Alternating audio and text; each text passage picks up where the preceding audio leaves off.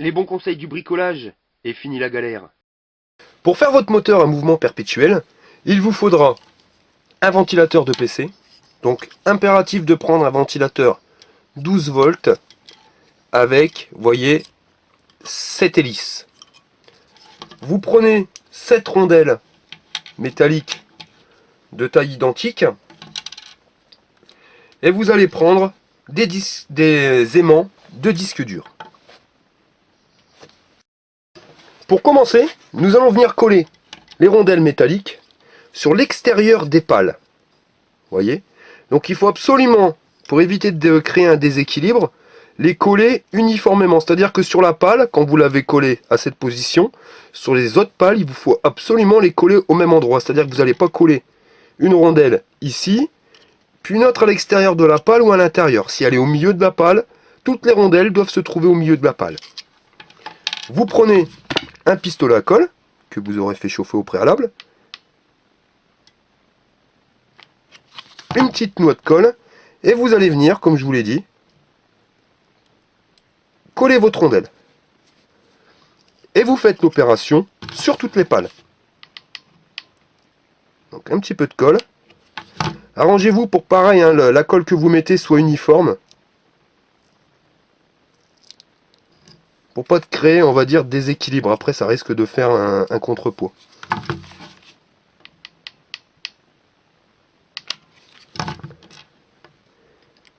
Et vous répétez l'opération sur toutes les pales. Voilà, donc les rondelles métalliques ont été collées, comme vous pouvez le voir. Maintenant, nous allons coller les aimants. Alors sur les aimants, il est impératif, donc c'est de récupérer des aimants de disque dur. Pourquoi? Parce que vous avez la même magnétisation. D'en récupérer donc 3 entiers et un quatrième que vous auriez coupé en deux. Vous voyez? Coupé en deux. Donc vous allez prendre le premier des plus gros aimants et vous allez venir le coller sur un coin. Vous voyez? Donc il faut absolument pas qu'il touche les hélices, mais qu'il soit assez près pour attirer le champ magnétique. Donc vous allez venir mettre votre colle et appliquer votre premier aimant comme ceci sur le ventilateur. Donc veillez bien à ce que ça ne touche pas. Hein. Vous voyez, on commence déjà à voir le mouvement. Ensuite, comme vous pouvez l'observer, c'est pour ça qu'il est impératif d'avoir des ventilateurs à 7 pales, vous allez voir que les pales sont décalées par rapport au coin. Et bien ça va nous servir. Vous allez reprendre un deuxième aimant complet.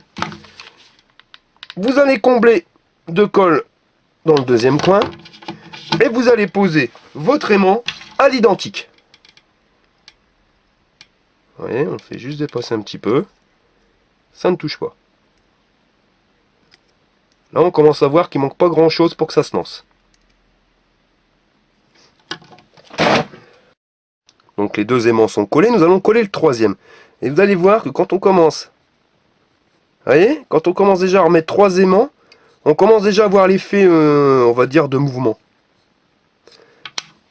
Donc, même punition, vous prenez votre colle, vous le mettez au coin, et vous superposez votre aimant.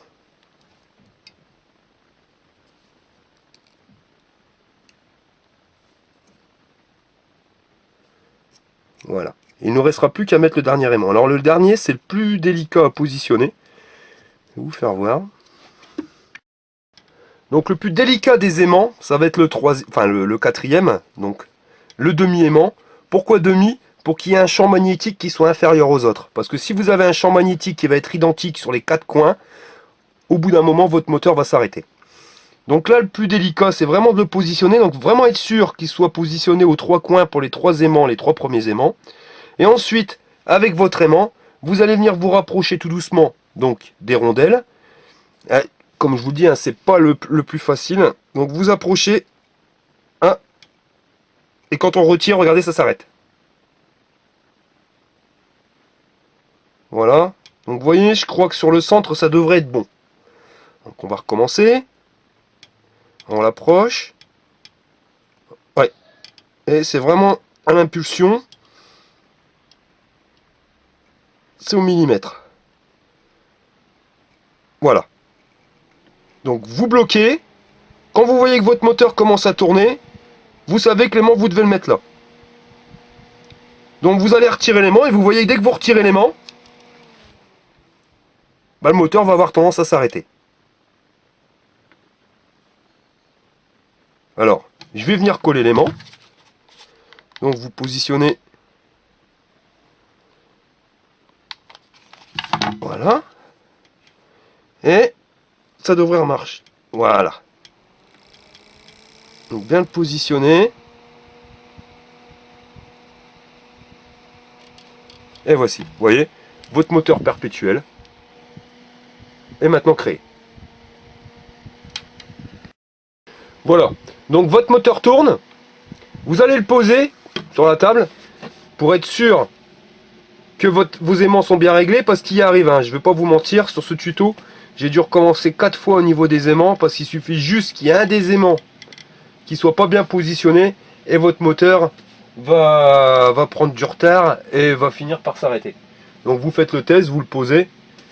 Désolé pour le petit bruit de vibration, mais vraiment il faut regarder. Hein. Ouais, c'est bon, ça fonctionne. Donc une fois que vous avez calé les aimants sur votre ventilateur, il vous restera plus qu'à exploiter, on va dire, le courant qui sort de la fiche. Parce que c'est l'effet inverse, c'est-à-dire que si votre moteur tourne, bah, il crée du courant, il devient un générateur. Un moteur où vous injectez du courant, il tourne, c'est un moteur. Quand ce moteur tourne, mais qu'il n'a pas de courant, c'est lui qui va créer son propre champ magnétique et qui va créer le courant. Il devient un générateur. Donc pour convertir en 220, parce que n'oubliez pas que on a utilisé un transformateur de 12 volts, enfin un moteur de 12 volts, il va nous falloir un transformateur de 12 volts. À savoir, comme il y a des pertes, moi je préfère utiliser, donc je sais pas si vous voyez hein, sur la vidéo, c'est un transformateur 9 volts, mais impératif, un assez puissant, donc là vous voyez 12 volts ampères, ce qui quand même permet d'avoir une bonne patate. Et en alternatif, c'est impératif. Avant toute chose, avant de le raccorder, là vous avez la prise 220.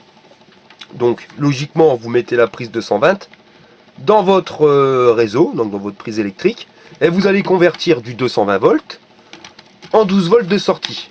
Enfin, là en l'occurrence 9 volts.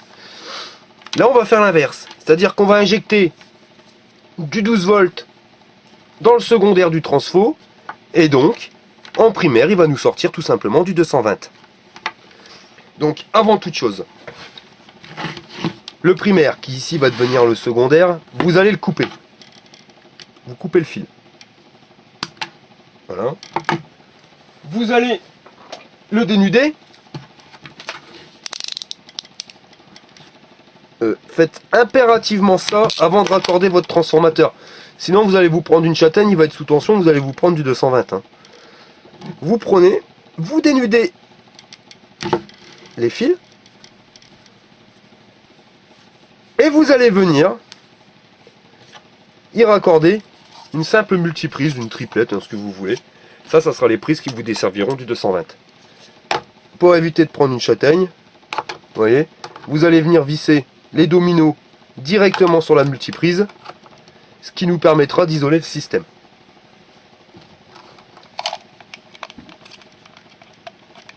Donc avec un tournevis, vous venez brancher les deux fils sur le domino.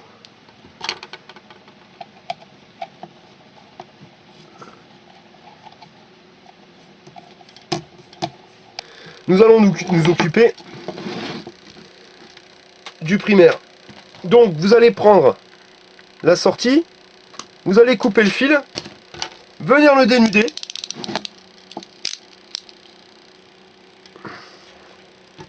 Ensuite, vous allez venir couper le fil du ventilateur. On va essayer de récupérer, de couper directement la gaine. Vous allez couper le fil jaune. Pour l'expérience, on aura besoin uniquement du fil rouge et du fil noir. Donc je vous disais donc de venir raccorder le fil noir sur un domino et de venir le mettre sur le fil noir du ventilateur.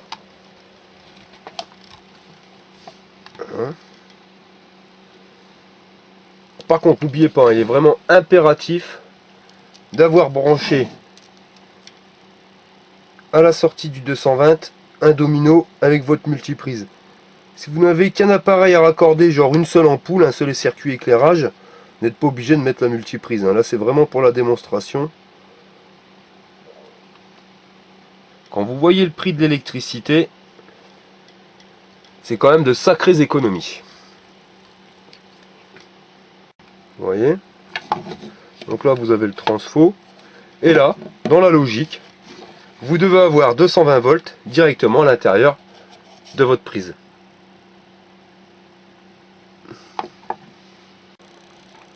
Voilà, vous positionnez le transfo comme ceci. Et nous allons faire le test. Donc nous allons maintenant passer au test de notre machine.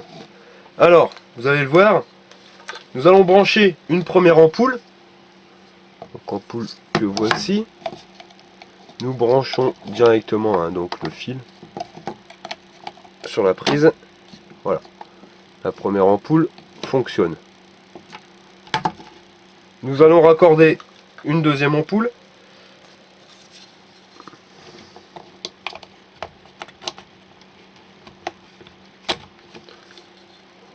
Vous voyez, les deux ampoules fonctionnent parfaitement. Et nous allons maintenant brancher une troisième ampoule.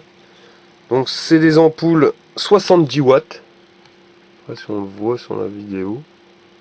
Mais 70 watts. Donc vous voyez 70, 140, cela c'est pas énorme. Bon, je vous dis, on peut faire facilement 1000 watts. Mais oubliez tout ce qui va être appareillage électronique. Là, l'électronique, vous risquez d'avoir des soucis. Si vous branchez un appareillage électronique, je vous garantis pas qu'il tienne un an avec ce système là. Même si ça pourrait fonctionner, mais il y aura quand même des variations de tension. Et voilà. Nous venons de raccorder 3 ampoules. Vous voyez, très simplement. Aucune triche, aucune.